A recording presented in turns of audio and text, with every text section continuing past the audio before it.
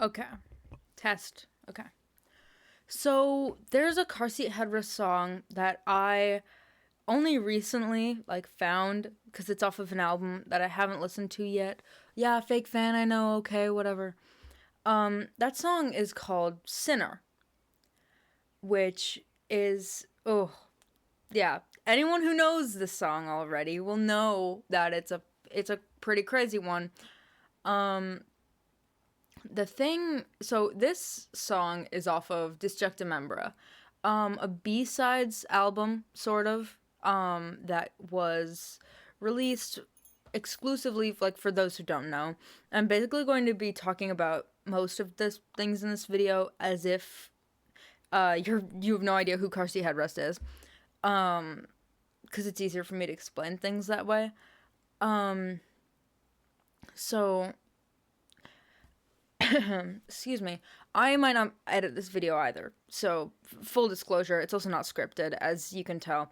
But regardless, it is off of District Member, which is like a B-sides album that Will Toledo would email you for free if you bought Nervous Young Man for more than like $5, I'm pretty sure, in like 2012 or whatever.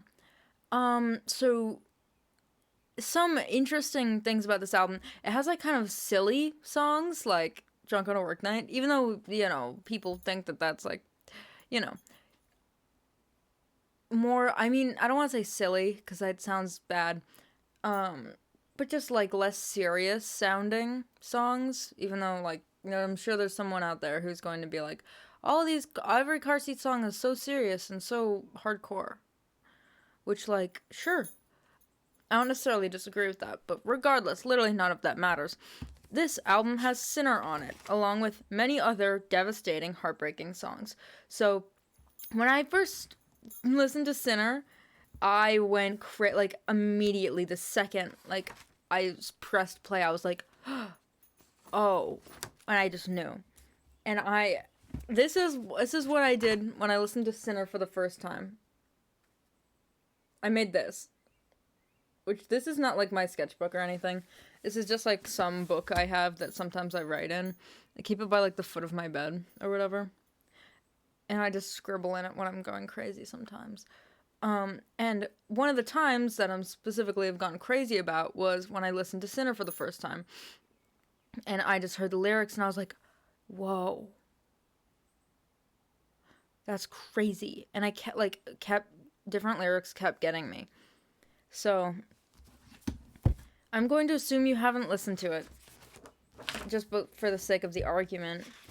But if you have, this is going to be an analysis of this song because I'm super into it, and it makes me crazy. And then after that, I also did this, which is like kind of crazy person behavior. These are lyrics.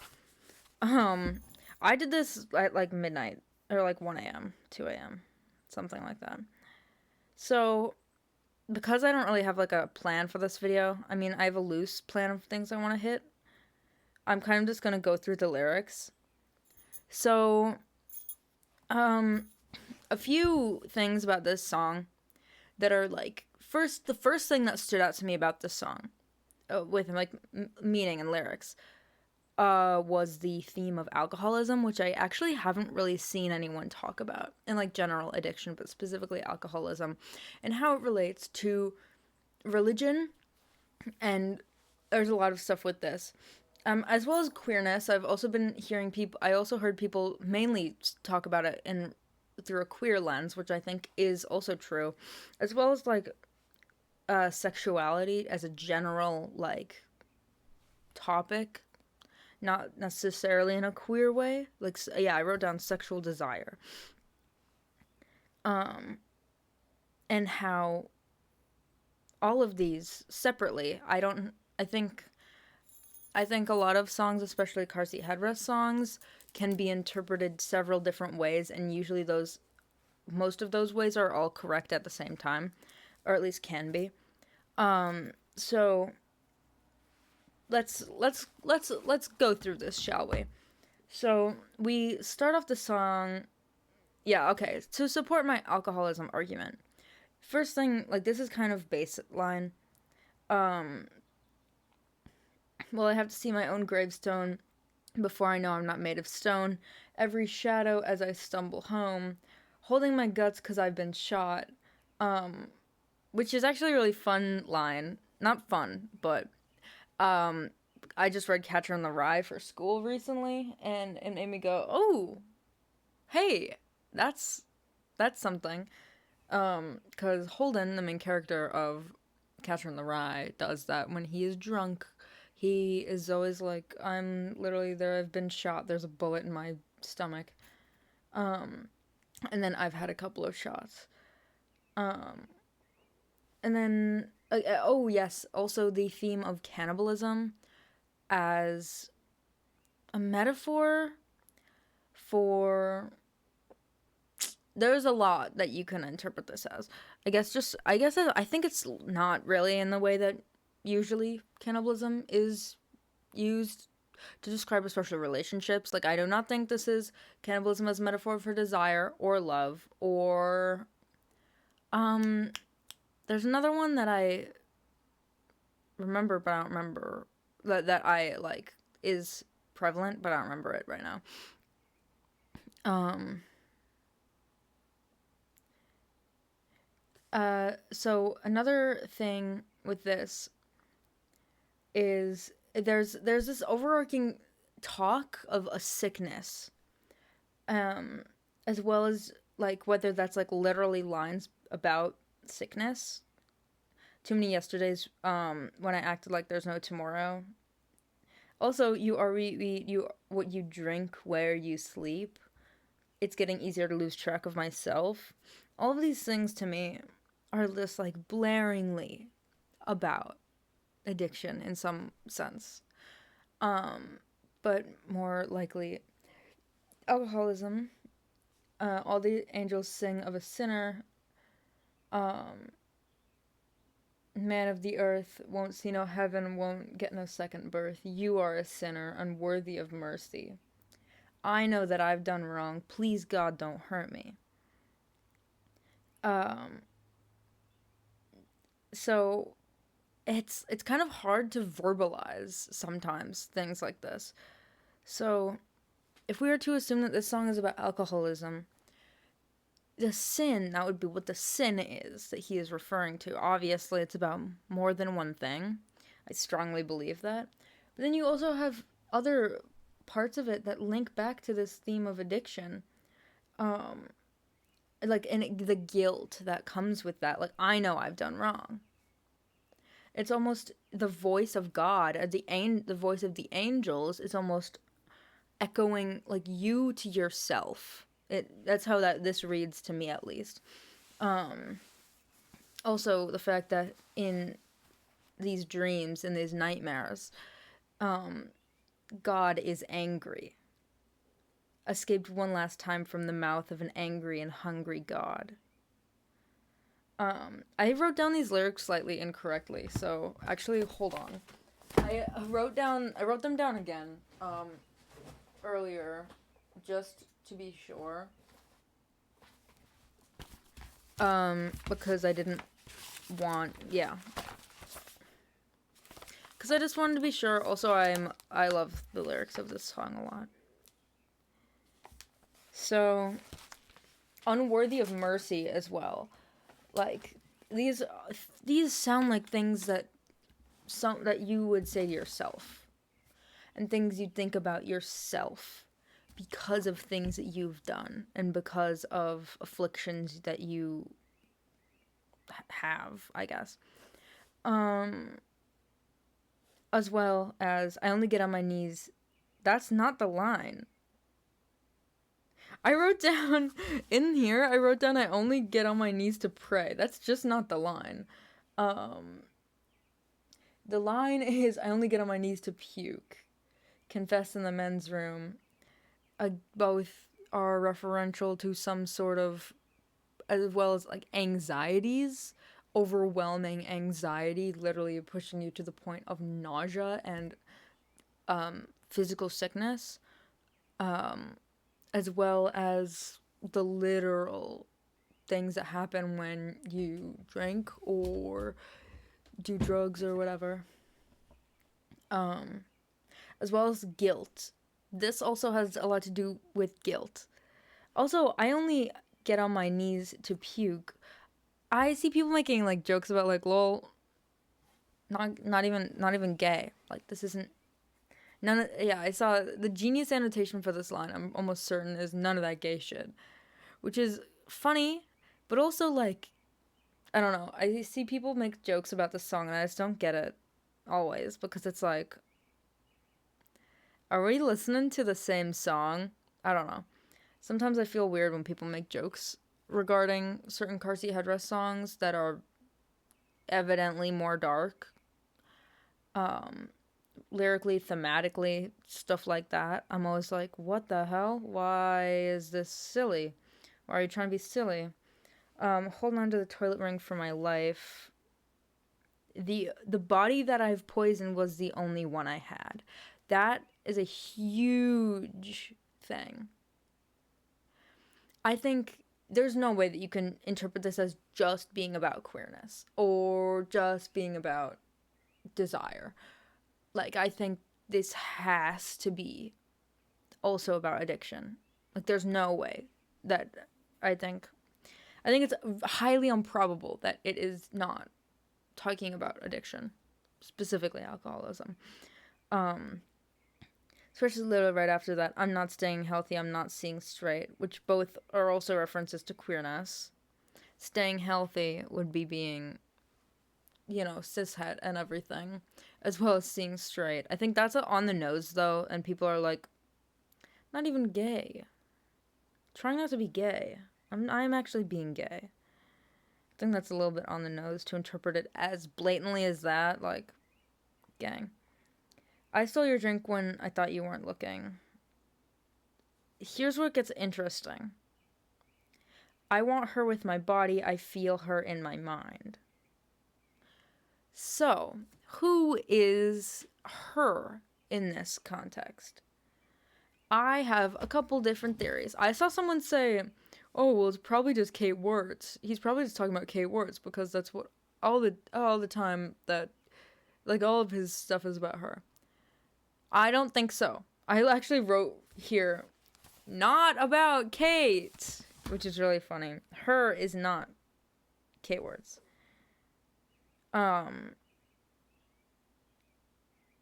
Yeah, I also wrote down that the Catcher in the Rye reference could also be paralleling the kind of, I mean, not that Holden is an alcoholic, but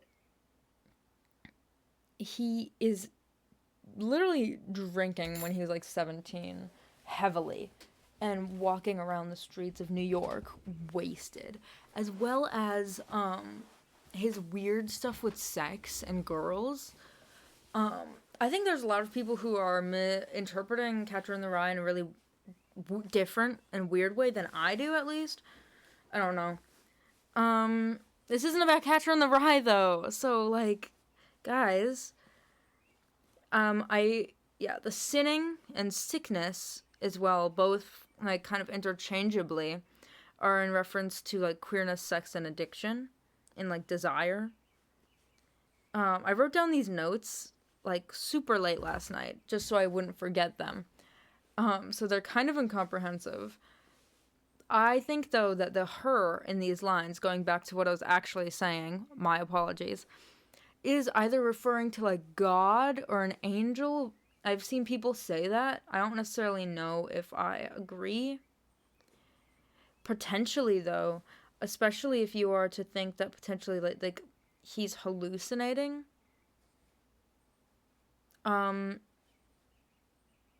Like, he's having religious hallucinations, which I haven't heard anyone talk about, and I don't necessarily know if I'm interpreting any of this way, but you can. I don't necessarily know if it'd be correct, or, if it'd make the most sense to interpret it that way. However, you could. The way I interpret it, though, is him to himself in his head. I think, though, honestly, the biggest thing I think with the her in this song is either a personification of his desire, his like sexual desire or whatever, however that may be, or lack thereof, or just like humanly. Okay, no, ignore what I just said. What I actually think that this is personification of addiction. And like, I want her with my body. I feel her in my mind. The way that, like, when you are addicted to something, it literally is stuck in your mind. You feel it with, like, you have withdrawals on your body, like, physically with your body. Especially in the case of substance abuse, which I think this is about, specifically alcoholism and alcohol abuse. If I looked inside you, what would I find? I don't necessarily have. I know there's also a lot of parallel between this and a religious sermon or reading or something. I am not familiar with that. I forgot what it's called. I will look it up real quick just now. Or now, so in case you are interested, you can check this out. I haven't. I got it though.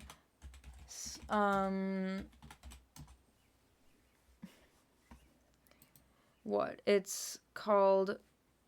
It's something along the lines of.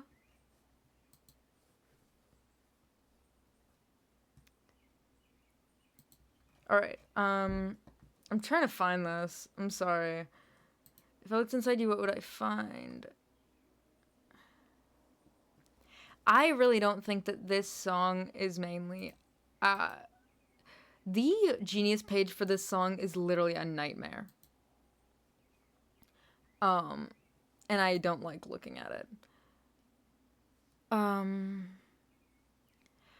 She could also be referring to like a kind of god character or someone that's held on the same level. Okay, Jonathan Edwards' Sinners in the Hands of an Angry God, which was during the Great Awakening, which focuses on the wickedness of man and the fiery hell that awaits them, and that God's mercy, or it is only by God's mercy that you are not immediately thrown into the torture.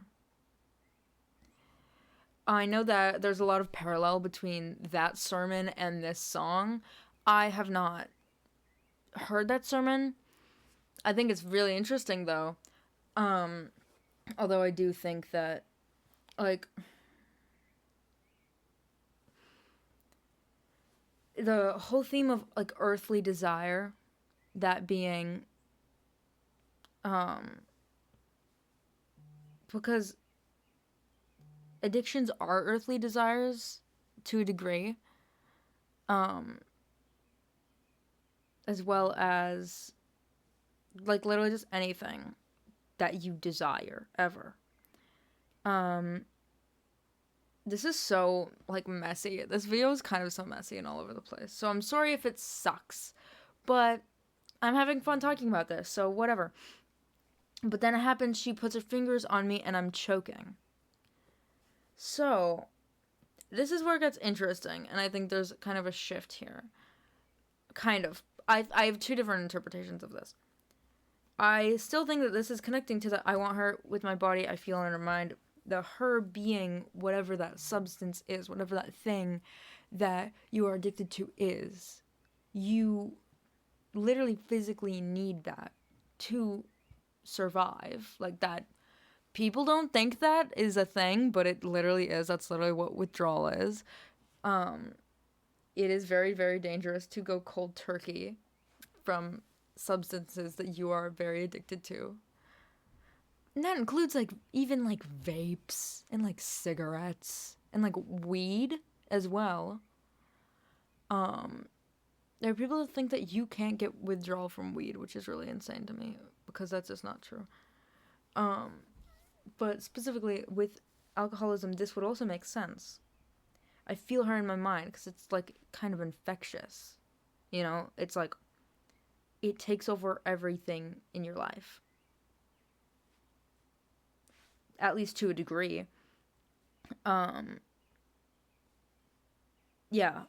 She puts her fingers on me and I'm choking. If we're still to believe that the her and the she her of it all, um, is like a personification of his addictions, then this would still make sense as being about alcoholism. Um, oh, okay.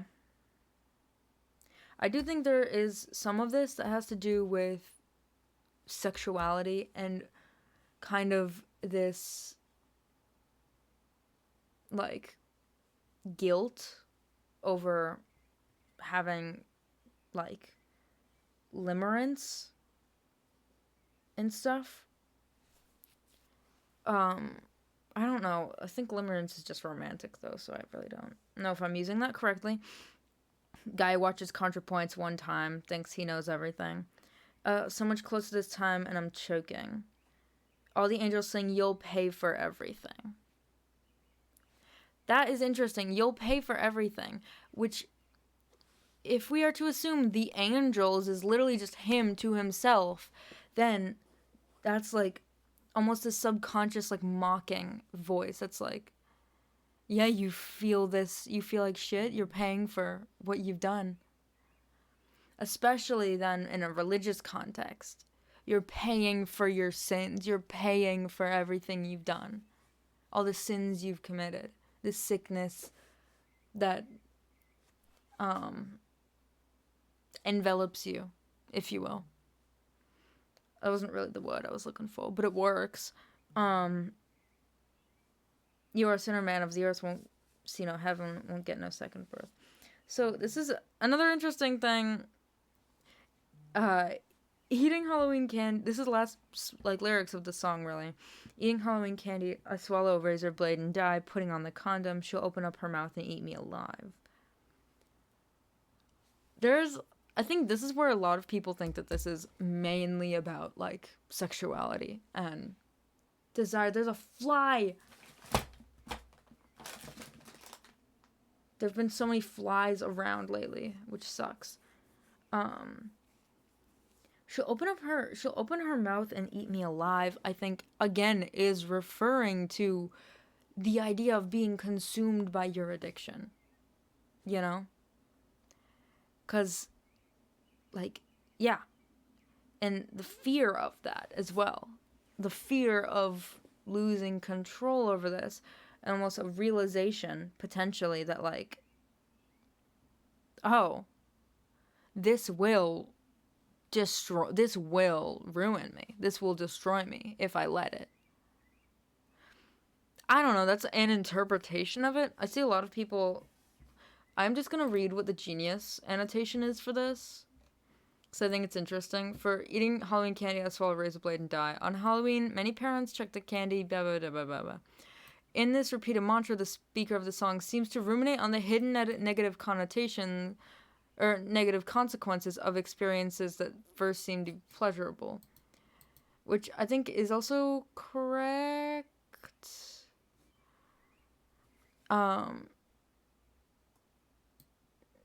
In religious context, sexual acts and desires are deemed sinful, and I do agree with that as well. An intimate and sexual scenario of putting on a condom, getting ready for penetrative sex, the narrator is likely overwhelmed with these ideas of sin. The realization of the sin decimates an otherwise enjoyable experience. And then the cannibalism imagery to symbolize a toxic relationship. I don't necessarily think that toxic relationship in this case is with a human being. I think it's with with substances. As well as this could just potentially literally just be a personification of your own desire entirely, which would then also make sense with the queer allegory and the queer metaphor, or theme rather, not metaphor or allegory. I think primarily though this song is about addiction, while there also always, because there always will be an overarching theme of queerness in Carsey Headrest discography. I just don't think it's the main focus of this song, in my opinion. And this also could change. Like, I could have a completely different interpretation of this song. So I might revisit this at another time just to see how I feel different. If I have more crazy thoughts about this song that I haven't talked about here. This song reminds me, though, deeply of Riley Flynn from Midnight Mass, which is my favorite TV show of all time. I want to make a video about Midnight Mass, but it was very hard to be able to organize my thoughts, and I wasn't making videos at the time where I was super, super passionate about it, to the point where I was like, I need to make a video right now. Alright. I think that's all I have for now. Yeah. Obviously, there's a lot of queerness in this song. Although I don't necessarily... I think a lot of it, though, is car seat headrest fans kind of just being like, lol, being gay, like, gay, haha, funny, gay, vor, funny, ha. Which is like, you're literally missing the whole point of it, I feel like. If that's what you're taking away from this song. I won't get on my knees to... I only get on my knees to puke. It was just funny. It's also funny that I wrote it down as, I only get on my knees to pray. Girl, I only get on my knees to pray. None of that gay shit. Which is just not... Oh my god, I accidentally opened The Sims. Which is just not what is said, though. That was actually one of the first lines that I heard in this song, yeah, these, just for fun, before I go, I want to read the lyrics that I wrote down that caught my ear when I first listened to it. I was just writing down, like, little lyrics that made me go, oh my god. I only get on my knees to puke. The body that I poisoned was the only one I had. It's getting easier to lose track of myself. If I looked inside you, what would I find? She puts her fingers on me and I'm choking. I think that also has a lot to do with, if we are to talk about, this with also being about sexuality, I think that has a lot to do with, like, the panic of the fact that, oh my god, this is a sin. Oh my god, this is literally unholy, what I'm doing. Or, like, this is unholy to feel. This is a sin to feel this way about something. Because it's not anything specific. It's sort of just, she puts her fingers on me. Being, like, at least to me in my head, that's, like, barely even, like, it's like this, you know? Like, barely even making contact with something. Is the way that reads. And I'm choking. I am fucking freaking out from something like that. You know? That's what that reads as to me. At least. And I also wrote down, I know that I've done wrong. Please, God, don't hurt me. And too many yesterdays when I acted like there's no tomorrow. So that's this guy's interpretation of this song. I'm going to show my little drawing again, because I'm going to be doing a way bigger version of it. That's my girl, Sally. She's a character of mine. But yeah, I hope you enjoyed this, like, 30-minute long rant about this song. That's all. Bye. Like and subscribe!